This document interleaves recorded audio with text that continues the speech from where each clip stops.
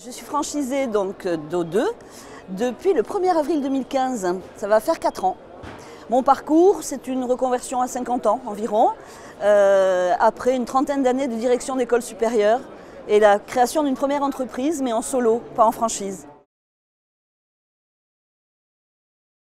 Je pense que déjà par rapport au secteur d'activité, service à la personne, il faut aimer les gens, ça c'est évident. Il faut avoir un sens commercial, pas un commercial one-shot, mais un commercial dans la durée, dans la fidélisation du client. Il faut aimer la gestion et la RH au sens large, le recrutement, mais aussi savoir gérer la séparation avec un salarié.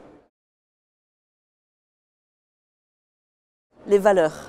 Tout d'abord les valeurs, le respect, on parlait de l'humain, on travaille avec de l'humain pour de l'humain, donc le respect est fondamental. L'esprit d'équipe, l'esprit positif. Et cette notion d'excellence, pas pour dire on est les meilleurs, mais parce que c'est intéressant de questionner les pratiques et de dire tiens, aujourd'hui j'étais pas mal, mais comment je peux faire mieux demain? Les premiers mois se sont passés de manière extrêmement riche. J'ai ouvert dans une zone qui avait déjà été un peu travaillée par Toulouse depuis des années et donc ça a été une accélération. Je travaillais énormément pour absorber la demande des clients, c'est quand même un problème de riche très agréable. Et donc oui, je les ai pas vus passer, je me retournais de temps en temps pour dire waouh, déjà, je recevais régulièrement des bouquets de fleurs d'O2 pour me féliciter, me remercier, enfin c'était très agréable.